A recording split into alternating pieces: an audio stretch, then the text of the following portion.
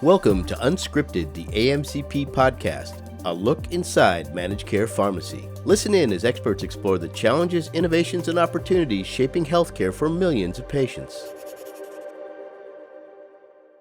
Welcome to this episode of Unscripted, the AMCP podcast sponsored by GoodRx.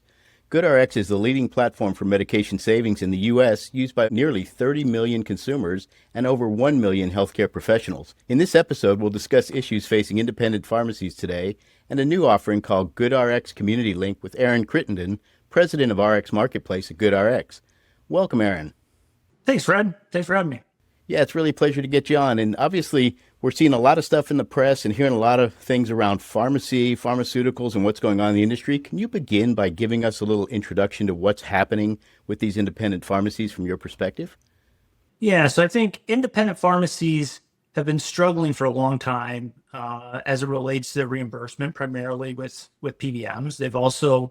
We've seen a lot of store closures and challenges in keeping the doors open. And I think a lot of that stems primarily on really two fronts. One is, how are they reimbursed on their third-party contracts with PBMs, either on the commercial or government side. Also on their buying power, right? How well are they buying, and how well are they able to stem some of these tides? And I think it's gotten perhaps more challenging as you've seen some of the blockbuster drugs like GLPs and things of that nature, where reimbursement may not be great. Cost of the drug certainly not cheap, and a lot of consumers want it, and those just exacerbate their profitability concerns. Yeah, you think about it, it's an independent. They obviously maybe don't have a bunch of staff to help them negotiate these things or actually have a big enough marketplace issue. So how are you working to help that? Yeah, so GoodRx rolled out Community Link, to your point in the opening. And our work there is really to directly contract with independent pharmacies. We've been about 18 months ago, we started directly contracting with bigger retail chains. And the purpose of that was to enable those retailers to set a margin that they were comfortable with. So as you can think about retail in general, right? Some view it as, hey, I want to be more aggressive on patient pay, take lower margin because I want more foot traffic through my doors. Some say I want to maximize my margin on every fill. So we've started down the direct contracting path. Historically, we were all through PBM contracts. And so we rolled that out to independents and allowing them to directly contract with GoodRx on a cost plus basis. And then also enabling them to control their participation in integrated savings programs, which are our integrations in the PBM, so we can get into that if interesting, whether they'd like to participate or not. But I think the most exciting opportunity there with independents is to allow them to participate in our 90 brand programs that we have directly with pharma, and have positive reimbursement there, and let the manufacturer buy down the cost of the drug for the consumer all through that transaction. So we're trying to reach out and make sure that, number one, they've got profitability, but also can participate in broader programs that we're working on. So can you talk a little bit more and take us a little deeper into that process about how that works, and then they buy down the cost for the individual, et cetera? Yeah. So again, on 90 brand programs and growing, we just recently announced our program with Wegovy and Ozempic with Novo Nordisk. That price point is $499. So we work with the manufacturer and we say, what price point would you like the patient to pay? And then we work with the pharmacies on our reimbursement schedule, right? So the manufacturer gives us funds in escrow, if you will. And we set that $499 price, and then we flow funds to the pharmacy to make them whole on that purchase. So patient shows up, they can pay $499, and we then send funds to the pharmacy to make them whole on that transaction. Wow. And as you've rolled this out, obviously early, what's sort of been the response? I mean, as you can imagine, it's a GLP. The website didn't shut down, so that's good. But there's a lot of use of it, so that's positive. Fantastic. So as you think about some of their issues, and how do we ultimately, this is, one solution, obviously a bunch of, what are some of the other things we need to be thinking about for these independent pharmacies or ways they can be helped? Yeah, I mean, there's a lot there, right? I think certainly the contracting is kind of the first step, right? Because if you're going to accept something, you want to make sure that you're profitable or you're okay with what that means, right? Doesn't if you want to drive more foot traffic and have a lower margin, you at least need to be in control of it and make that decision. So I think that's step one. There's other things as we think about, and maybe I'll bifurcate some of the independents, right? There's rural, right? How am I doing with rural healthcare? And a lot of things that we're looking at are how do we enable consumers to transact online and choose how they want to get their medication. And I think independents play an important role there. So not everyone wants to necessarily walk into the pharmacy all the time, right? And so we've developed what we call as e-commerce, right? Which enables a consumer to go and select their pharmacy. They can do an inventory check to make sure that they actually have it. And then purchase that online and then choose how they want to receive it. So if they want to go to the pharmacy, that's great. If they want to do courier, that's fine. If they want it shipped to their house, that's fine. And enabling some of those additional feature sets, I think, are also important, especially as you think about certain patient populations, and then also in rural America where it might not be right around the corner that you're going to get that script. Yeah, I think it's great that you really come at this from the patient or consumer side and bring that in, whereas most people look at this from the other side and say, how do we sort of take it out? But you've gotten the feedback and the input from the individuals themselves who are trying to access these drugs, which obviously changes the approach. And if you meet their needs, you're going to improve your business and get more folks in the door, right? That's exactly right. Yeah.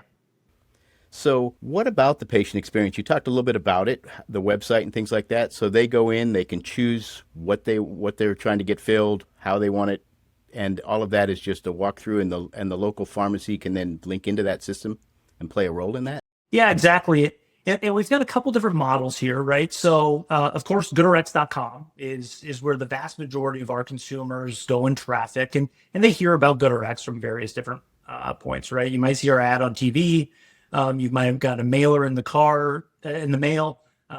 Their physicians give away our cards, etc. So anyway, consumer goes to the website and they type in the drug that they've been prescribed, and they can find a coupon there, and they can select the pharmacy in which they want to go and get that. So it could be mom and pop on 5th and Main. It could be Walmart.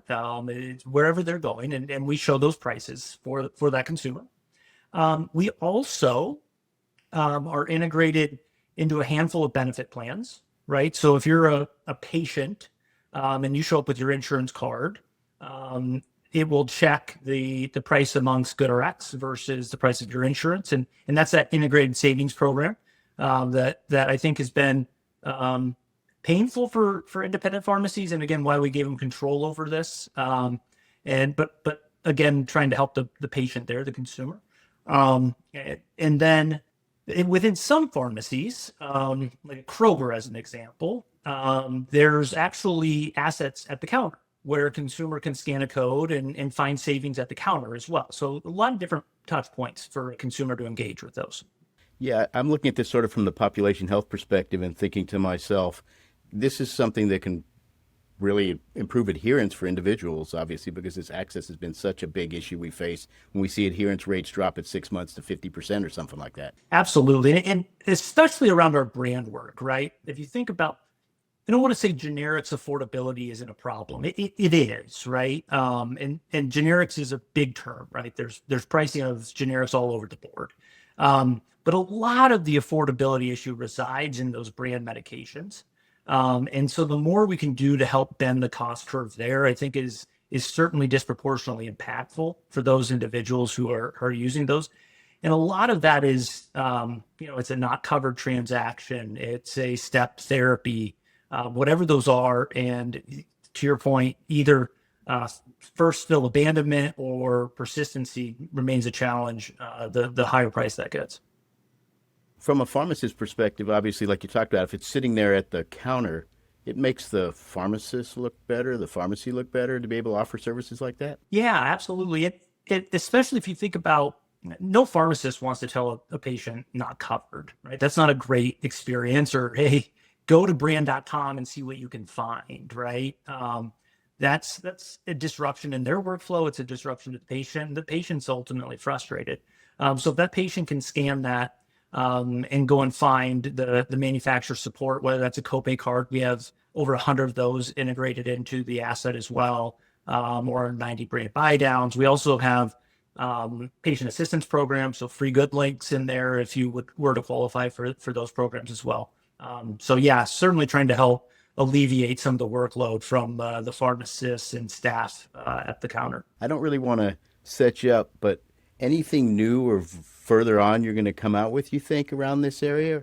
I know you've obviously expanded from 70 to 90 drugs, as I've seen on your website and things like that. Yeah, so I think we're certainly going to continue. You're going to see continued rollout of more brand drugs, right? I think part of that is this move of direct to consumer that pharma is pursuing in various different ways, amplified probably by the Trump administration's MFN and D2C letters that he sent to the top 20 manufacturers, right? So I think you're going to see continued push there. And we personally believe that retail needs to be a part of that, right? Community, independents, chains, they need to be there because it's more than just where you get your script filled, right? It's a site of care. And if it's available in a bespoke mail order pharmacy, we're worried about that at scale, right? So our job is to make sure that those are available at retail. So you'll see a lot more of those hopefully soon. And then we're going to continue to invest in ways to make the experience more seamless for the patient and the pharmacist. Right? I leaned in on e-com a little bit, and that's not just about the ability to pay, right? But it's also, if you think about a fast lane at the pharmacy where it's already adjudicated, the payment's there. I don't want to wait in line. I just want to come in and get it, right? Things of that nature, courier, things that remove friction from the system in general. Yeah, it's sort of been, healthcare has been the last place to do that. You know, banking and everything else has moved into that. And obviously you've set up this system that people can access and use similar to you would with an app and just work that process through the pharmacy and get your meds. That's exactly right. Yeah. Well, Aaron, I'd really like to thank you for coming on. It's been fantastic. Thanks for having me. Enjoyed it. And thank you all for listening to this episode of Unscripted, the AMCP podcast. This episode was sponsored by GoodRx. For more information about GoodRx Community Link, go to www.goodrx.com/community-link.